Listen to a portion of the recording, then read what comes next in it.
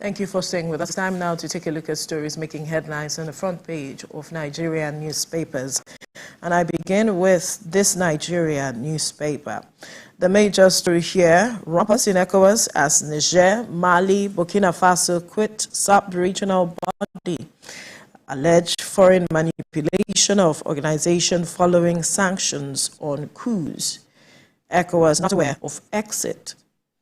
Another story here says, Wike concludes tour of area councils, charges residents not to politicize insecurity.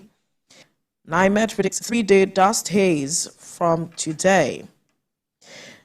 And at the downstream, NDLEA declares ex-beauty queen Aderinoye wanted for drug trafficking, arrests the Brazil returnee at Lagos airport as suspect excretes 60 wraps of cocaine. Account for over 40 trillion local government area allocations, Serap tells 36 governors, the Federal Capital Territory. We'll move quickly now to the Nigerian Tribune. And the major story here is still talking about ECOWAS being shaky as Niger, Mali, Burkina Faso quit. Their withdrawal notification not yet received, but he says, more division imminent, NIIA directors warn. And a USA-based lecturer accidentally shot dead in Osun. A sad one there. Ibano explosion, NSC geoscientists to submit reports on building integrity tomorrow. Another downstrip, how National Assembly has been violating Constitution since 1999 and fails to inaugurate constitutionally approved committee 25 years after. And analysts are reacting to CBN's key economic projections. They say it is still premature. And another story at the top corner here, governors can't fund state police. Uzodinma is saying Southwest governors talking with federal government on Amotekun carrying arms. Uyibanji. Those are some of the stories you find on the front page of the Nigerian Tribune. We move now to the front page of the Guardian newspaper. Coup fallout, trade, security concerns as Mali, Niger, Burkina Faso exit ECOWAS.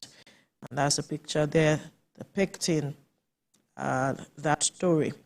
And another story here says, petrol trading lifts NNPC's profit to $2.7 billion. Saudi Aramco declares $161 billion. Beware, COVID infection fatality is still on the prowl. A news analysis there. You find that on page 4 of the Guardian newspaper. NRC announces return of Kano-Lagos train service. Those are some of the stories you find on the front page of the Guardian newspaper. We move now to the front page of the Leadership newspaper, and the major story is talking about military juntas, Mali, Niger, Burkina Faso call ECOWAS bluff, quit bloc. And we have not been notified, says regional body. Nigeria, others, greatest losers, say CSOs. And AFCON, Angola match will be tough. Besiero is saying, my battle's not yet over, says Fubara, was the governor of Rivers State.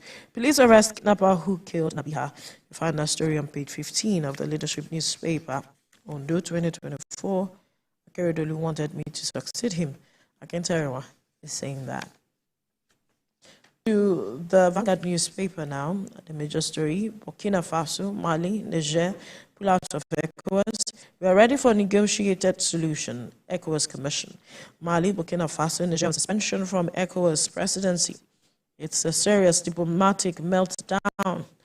Atiku is saying that. And another story at the top corner, corrupt governance responsible for insecurity banditry in North.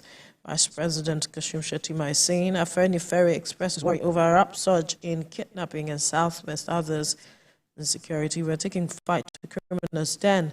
That's what the federal government is saying. Another top strip there, federal government inaugurates minimum wage committee tomorrow.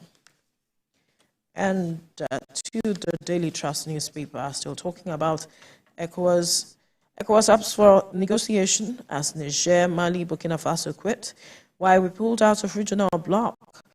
Action will weaken group diplomat.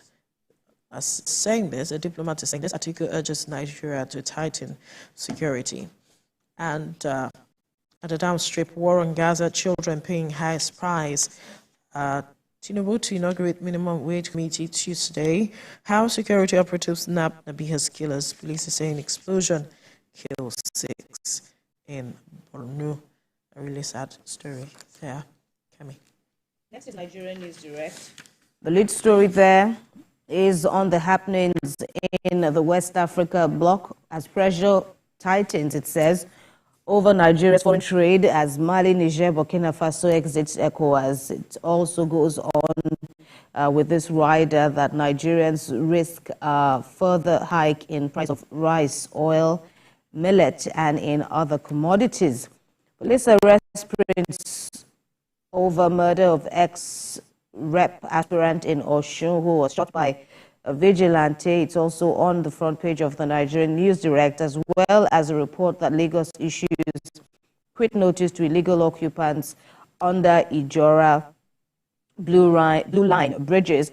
And up above the masthead on insecurity, federal government says we are boldly confronting threats, taking fights to criminal stance. Next is the Daily Times. Tinubu rules out reinstatement of Minister of Humanitarian Affairs, Betta Edu, as suspended minister indicts president's aide. NAF, that's the Air Force, Nigerian Air Force, admits killing civilians in 2023 airstrikes in air. This is a developing story regarding the air bombings in Nasarawa State that occurred about a year ago. Syringe importation killing local manufacturers, says NAFDAC. And on the AFCON, of course, there is a charge for the Super Eagles to get the trophy. It's been congratulations since their win over Cameroon over the weekend.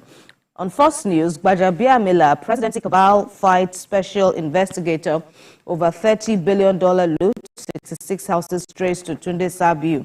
Intensify witch hunt over Obaze, staff his team of operational funds, contrary to President Tinubu's directives, mobilizing cronies to buy back seized banks through backdoor, as 259 anti-corruption groups urged Tinubu to call Gbajabiamila to order. In other stories there, kidnappings at Fenifere, as insiders in Nigeria's security crisis. King Charles III spends third day in London hospital. On the economy, we are doing everything to stem inflation, exchange rate crisis, says federal government. The next paper now is National Economy. And the big story there is on the new minimum wage. Caption, stakeholders set agenda for FG labor negotiation as workers express delay over delayed takeoff. Workers express anger, I should say, over delayed takeoff. Yeah, you should read that. Nigeria eyes 21.5% inflation rates decline in 2024. And, of course, there are some other stories there about how banks can become tech companies to survive fintech challenges. Over now to the Punch. The big story there is still spotlighting what it calls the kidnapping epidemic, concerns everywhere. Tracking device shortage, hindering police probes. That's according to sources. As it says, a death of tracking devices causes delays in investigations. Arrest of abductors, says investigators. 40 trillion naira LG allocations diverted by governors. Manufacturers plan general price hike. And FG appoints 6 governors to minimum wage panel. We check out Abuja Inquirer next. On this breakthrough, it says, as the DPO rejects 1 million naira bribe, naps the killer of one of the recently kidnapped victims. Of course, Nabiha was killed, but her sisters were eventually released and the police has still been on the trail. She wasn't the only one killed, but so far the police says it has nabbed Nabiha's killer. All right, area boys are collecting taxes, but FG not recruiting them. That's according to the chairman of the Presidential Committee on Fiscal Policy and Tax Reforms, Taiwo Yedele. There are details there in the Abuja Inquirer.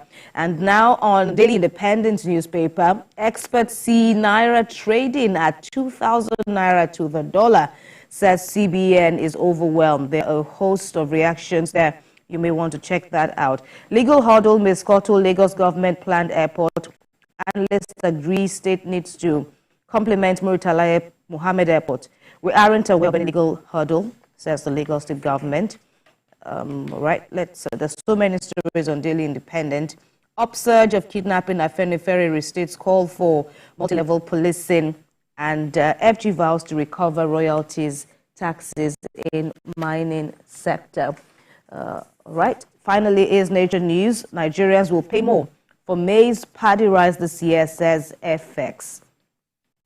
Jigawa State implements specialized course to combat sanitation offenses. On environmental sanitation, Lagos sacks occupiers under Ijora initiatives. And up above, the big story is agriculture is seen as a key solution to northern insecurity, says Governor Bago of Niger State. Welcome. The story dominating the papers this morning is obviously the Niger, Mali, Burkina Faso quitting ECOWAS. They purportedly saying they're quitting ECOWAS, and all the reactions coming out of that story. Right. But the one that would interest the majority of Nigerians would be manufacturers saying that there's going to be a general hike in the price of commodities, and for them it's as a result of the continued fall of the value of the naira against the dollar. And so what they are saying is Nigerians get prepared for a hike in the price of goods and services. Do what you can now before they begin to reflect these prices on their goods and services. It's really a critical time, as it is, unfortunately. The government's intention to see that there is some level of, when it said subsidy was gone, and to also ensure that the naira and the dollar, the exchange rates, there was not much disparity in the exchange window. That was why it took some steps. But it seems that that is not reconciling, despite all of the efforts being made by the CBN. It's a very worrisome situation. The government is has been talking about the steps it has taken so far, but of course on the streets the realities are still very dire. Yeah. I recall again when Anthony Blinken came, part of the takeaways was that all these problems, all the harsh impact of the government's bold policies are short term. But of course, we're talking about, survival, even though, yes, they are that time, pushing. They may be short, but that time is critical. Right. Even though they are pushing for, for that is all a momentary, suffering. But, what about in the now? And the immediate, yes. Right. The immediate measures that need to be taken. Which paper did I see now that said if care isn't taken, the naira may hit 2,000, sliding further, 2,000 to the dollar. And, all these projections are really worrisome because we still remain consumer-driven, a consumer-driven country, and this is also a country where basic amenities, rice, gari, and other staples, just the prices continue to, to skyrocket, with many Nigerians having to go to bed hungry. So, how much longer can we, can we wait? There's been so much hope that the agricultural industry, so to speak, would help, especially at this time, to cushion the effect that food will be affordable and not just available. But we just hope that the government, does something. So for the agricultural sector, there are a myriad of issues. Security, for instance, in Plateau State, mango specifically, that is also said to be a food basket of the nation, is going through security challenges as we speak, and farmers can't return to the farm. So all of these issues are also the implication of the challenges that we are faced with regards to Naira, to the dollar security, and all of it. And we hope that the CBN, there's a paper that was reporting that it seems the CBN is overwhelmed as it is. Experts are saying that. But we have an expert who will be joining us in the studio to look into these issues, to know if truly the CBN is actually being overwhelmed or not, why we are not seeing the attendant result. The president had said, let the poor breathe, but as it is, it seems the poor is choking already. And with the Manufacturers Association saying that there will be a hiking price, what can Nigerians expect in the coming days? So